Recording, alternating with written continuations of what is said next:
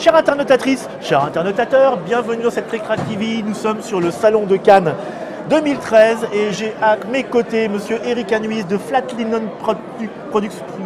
Flatlinen Games, presque. Flatlinen Games. Flatlined. Flatline. Flatlined. En tout cas, c'est plat. Il y a un plat, côté où voilà. c'est plat. C'est à cause du plat pays. Non, c'est à cause de l'électroencéphalogramme plat. Alors, ce qui est bien, c'est que Eric vient présenter quelque chose. Je ne sais pas du tout ce que c'est. C'est la surprise complète. Il y a une boîte, je ne vois même pas ce qu'il y a marqué dessus. Alors il est marqué Twin Tin Bots, hein, parce que c'est Twin Tin Bots. C'est un pari stupide. Je crois qu'on n'aura jamais un truc facile à prononcer chez nous. D'accord. Et donc après Rumble in the House, on a Twin Tin Bots. Dis-moi, c'était pas un projet crowdfunding ça? C'est toujours un projet crowdfunding. C'est toujours un projet crowdfunding. Donc en fait, on a lancé une campagne l'année passée pour financer le jeu. Oui. Alors il y avait planté comme des grands. Il y avait une partie américaine, une partie francophone. Tout à fait. Oui. L'idée, c'est d'avoir une campagne pour le public américain, oui, qui est la campagne principale, oui, et d'avoir sur Ulule. C'était Kickstarter. C'était Kickstarter, oui. Donc on peut. Et d'avoir sur Ulule une campagne en français pour le public francophone, parce que tout le monde n'a pas envie d'aller sur un site où tout est en américain, où c'est loin, où on n'est pas sûr de qui on a affaire, etc. Là, c'est en français, on comprend, c'est des gens de chez nous, c'est plus facile. Et alors, il y en a un qui a fonctionné, pas l'autre, c'est ça? Voilà, donc le Kickstarter n'a obtenu que 16 000 $ sur les 25 000 escomptés, ce qui est quand même déjà pas mal. C'est pas mal, oui. Chez Ulule, on voulait 5 000 €, on a eu 5 500 €. Oui. Et donc, on a annulé les deux campagnes. Ah oui. Personne n'a rien dû payer, tout le monde a récupéré son pognon. Oui. Et on a mis le projet en sommeil, le temps de retravailler ça. D'accord. Donc ça a été vraiment une Et là, qu'est-ce qui se passe? Vous le rééditez? Voilà. À nouveau en crowdfunding? À nouveau en crowdfunding. Qu'est-ce qui a changé? Ce qui a changé, c'est qu'on a travaillé un an dessus. Oui. C'est que j'ai pris une bonne leçon de communication sur la manière de travailler avec le public américain. Oui. C'est-à-dire que le message pour le public français fonctionnait pas trop mal. On dit qui on est, comment on le fait, pourquoi, etc. Ça intéresse les gens. Non, mais les Américains, qui on est, pourquoi on fait un jeu, le fait que c'est un jeu de Philip K. Dick, qui est l'auteur de Small World, Evo, Olympus, c'est pas n'importe qui. Voilà, c'est un argument. Voilà, mais tous les petits détails, en gros, ils s'en foutent. Eux, ce qu'ils veulent, c'est voilà, mon jeu, il est trop fort, il est bien, Hannibal, il avait le main pour traverser les Alpes. Ça leur parle. Donc on va faire quelque chose d'un peu plus bourrin commercialement. D'accord. Et on va ressortir le jeu. La deuxième chose qui change, très importante, c'est que maintenant j'ai des sous en poche, donc je suis plus obligé d'avoir l'intégralité du tirage, parce que ça fait quand même beaucoup de sous. Oui. Là, je peux mettre la moitié moi-même, et donc cette fois-ci, on est à peu près sûr que le jeu va sortir. Bon, tu m'expliques un peu comment ça marche? Alors, moi j'en ai entendu, Twin Tin Bots, j'en ai entendu parler un petit peu. Montre-nous. Le principe, en quelques mots, on a... Donc là, on est sur du prototypal. On est sur du prototype, donc le plateau de jeu est définitif, la boîte absolument pas, ça peut complètement changer. La forme des petits robots, oui. On a un plateau de jeu avec des hexagones, chaque joueur a une base et deux petits robots, oui, ce sont des dessins de Koichai Moria qui ont permis de faire les figurines. Ouais. Et on a des petites gemmes qu'on va aller chercher pour obtenir des points. Ben oui, mais il n'y a pas de plaisir. Quand il y a de la gemme, il n'y a pas de plaisir. Mais ceci étant dit, on peut quand même se pousser, se pourrir un peu la vie, etc. Donc l'idée, c'est que y a des gemmes à 2 points, des gemmes à 3 points, des gemmes à 4 points. Oui. Le robot va avancer, il va prendre des gemmes et puis il va les déposer dans sa base et le joueur marque les points. D'accord. On est dans du robot rallye. Oui, un petit côté ce genre de petit Full jeu, Metal Planet aussi. Voilà. Mais avec la grosse subtilité qu'ici, il n'y a pas de hasard. C'est-à-dire que il y a de la programmation qui n'est pas complètement pourrie. Oui, il y a de la programmation. Je vais bouger ça pour que Note puisse capter le petit plateau de jeu.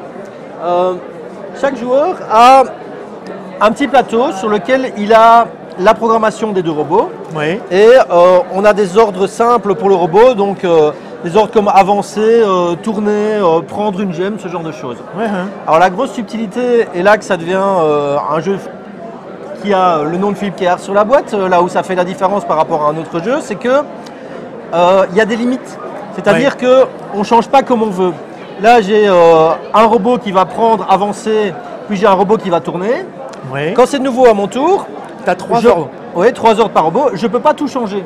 Je peux changer un seul ordre sur un seul des deux robots. Alors il va recommencer? Et les autres refont. Et toute la programmation se refait à chaque fois. Donc si je dis, tiens, voilà. C'est pas très malin, ces robots. En plus, il va tourner. Lui, il va avancer, prendre, tourner. Et puis lui, il va tourner. Et ça continue comme ça. Ouais. Et vraiment, s'il n'y a rien à prendre, s'il n'y a rien à prendre, on ignore l'ordre et on passe au suivant. D'accord. Voilà. Et on a parfois des situations où il y a un robot un peu débile qui est en train de se cogner en passant en avant, des choses comme ça. Comme des robots, quoi.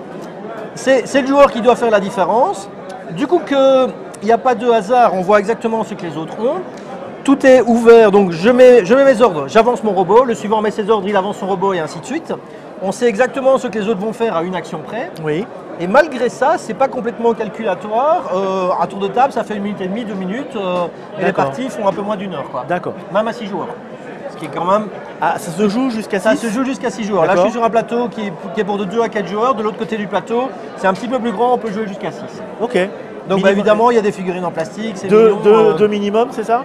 De 2 joueurs à 6 joueurs. Ouais. On va essayer de travailler aussi sur des modes un petit peu plus avancés, un jeu en équipe. Qui est Kwanchai Moriya? Alors, Kwanchai Moriya, c'est l'illustrateur qui a dessiné ces jolis petits robots. Ouais. C'est lui qui avait fait les dessins de Rumble in the House. Il a un style de dessin que je trouvais correspond bien à ça. D'accord. Donc l'idée, c'était le brief graphique que je lui ai envoyé. D'accord. Je lui ai dit, voilà, moi je veux pas des robots. C'est fait pour que ça tienne en plus. C'est fait pour que ça tienne, ah oui, tout à fait. Et comme ça, on voit bien que chaque robot peut transporter une seule gemme. Quand on les manipule, ça se perd pas en route. Ouais, c'est tous des petits trucs qu'on a améliorés au fur et à mesure. Ça représente l'avantage de cette la partie s'arrête quand on a ramassé tout, c'est ça? Alors il y a une piste sur laquelle on a des gemmes qui sont placées. Oui. À chaque fois qu'on place une gemme, on prend la gemme suivante de la piste et on la met en jeu sur le centre du plateau. D'accord. Si jamais il est occupé, on la met autour et ainsi de suite. Quand la dernière gemme est mise en jeu, à ce moment-là, on fait encore 3 tours. Il y a un compteur pour le premier joueur, il a des pions 1, 2, 3, on en retire un au début de chaque tour. Il n'y a pas de combat? Il y a pas. Il y a du pouce-toi là que je m'y mette? Il y a du pouce-toi là que je m'y mette. Il y a des trucs du genre, si ce robot-là est là et qu'il veut prendre la gemme, il va la prendre à l'autre robot. D'accord. Donc ça, c'est quand même un petit peu agressif. Et alors, on a un fait qu'on peut tirer sur un autre robot. Ah, on peut tirer quand même. On lui faire un ordre de base. Donc on peut, en lui tirant dessus, le faire tourner ou le faire avancer ou l'obliger à donner sa gemme, des petites choses comme ça. C'est pas violent, mais ça te titille. Voilà. Donc il y a moyen. Surtout que quand on refait la truc, après, c'est n'importe quoi. Voilà. Donc il y a moyen de perturber un peu la programmation des autres.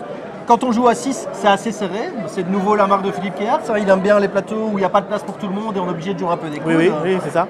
Les deux robots ont des spécificités? Non. Ils sont différents simplement pour qu'on puisse savoir lequel est le premier, lequel est le deuxième, parce que l'ordre est important. Ah oui, c'est d'abord le gros et puis le petit. D'accord. Donc on récapitulationne. Twin Teen Bots. Voilà. Donc qui arrive en crowdfunding. Donc alors à nouveau Kickstarter Ulule. Oui, à nouveau Kickstarter plus Ulule. Normalement courant avril. Peut-être un peu plus tôt, peut-être un peu plus tard.